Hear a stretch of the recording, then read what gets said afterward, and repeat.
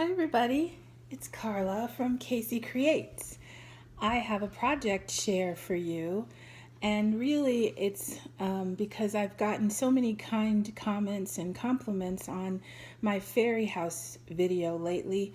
I made that video last fall, and all of a sudden it's being discovered, I think. And so people are leaving me kind compliments. If you want to watch it, it's in my Clay With Me playlist, Fairy House #1 and #2, where I actually create this fairy house. So again, I just want to thank you for your kind compliments and all of you who have found my channel and subscribed. And I thought I would just talk to you about my work and what I create. I have the lights off right now. I'm going to stand up and turn it back on, but I wanted you to see how it is rather enchanting when you put a tea light. This is just one of those little battery operated electric tea lights, but it causes it to flicker, and I love turning these on at night and imagining that there are fairies in flight all around the inside of the fairy house. So that's what it looks like when it's flickering. And this is it in the light, and the light's probably still not that great, but so I'm a clay artist primarily. I was able to go to the High School of the Arts, and we were able to be really immersed in pottery and clay more than most high schools probably would. And then I went on to get a degree in art education. I've taught clay for many years to children and adults, but believe it or not, these fairy houses were a hit probably more with the adults than even the children, though everyone had fun with them and created such wonderful creative ones. One of my most special friends has really taken off with fairy houses that were created in this way. So I'll tell you about how I do it. I like to use all natural elements. I'm very much into fairy houses anyway. And so I take real natural tree bark and roll it into the clay. And I take real clay, real leaves from trees, mostly sycamore or I think this was a Carolina something. I can't remember the name of this leaf, but the back of the leaf where the vining is the deepest is what you roll into the surface of the clay.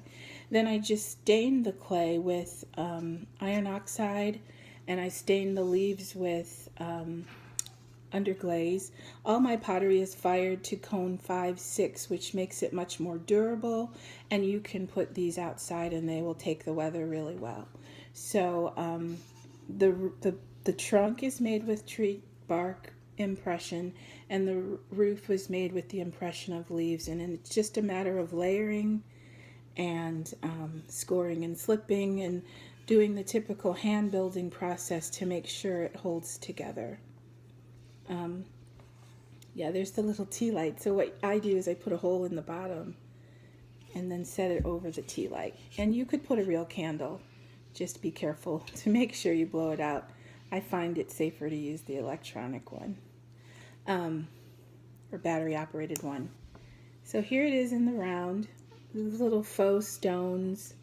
There's a tree stump, toadstool. Can you see that with the little dots?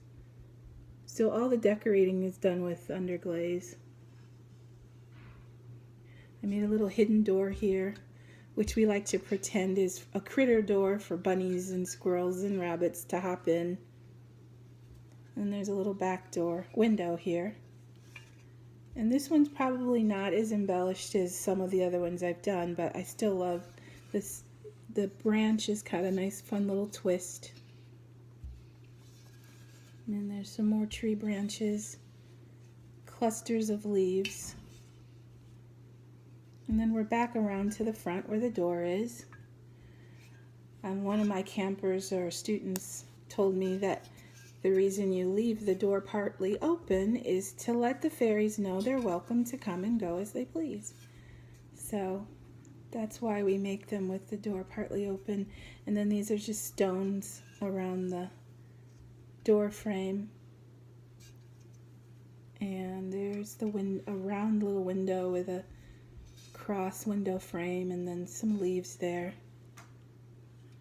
And on the roof there is some more of the twisted vine and even a little ladybug. So that's my closer look at a fairy house. You know, let me know in the comments if more fairy houses are something you'd like to see, because I do love creating them.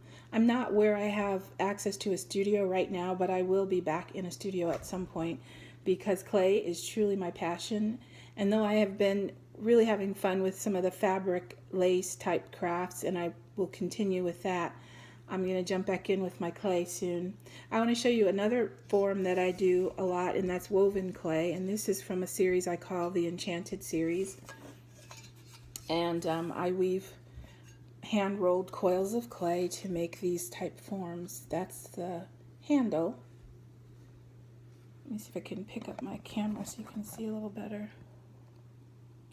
So that's the handle. And it is truly woven like a basket. I'm not a real weaver though. I know there's probably all different wonderful kinds of woven forms, but I'd stick to the real basic simple one. So this one is of an Enchanted series. It's about 12 feet, inches. I have made them up to about 3 feet tall. And then this is another one. This is a really old piece. It sits in the landing of our stairwell. And I just changed the flowers in and out. And it's from a series I call Country Fair because it's kind of got that little French country look. It's got a couple handles. I can take the flowers out and show you the inside.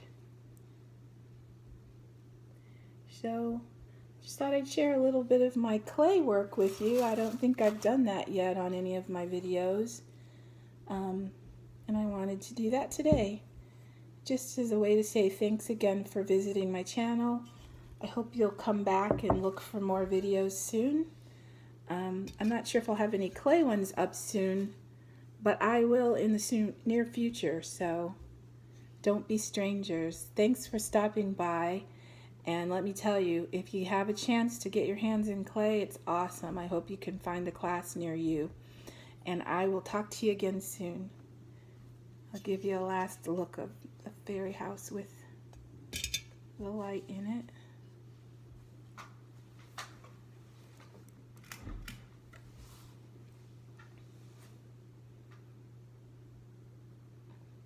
Have a happy day.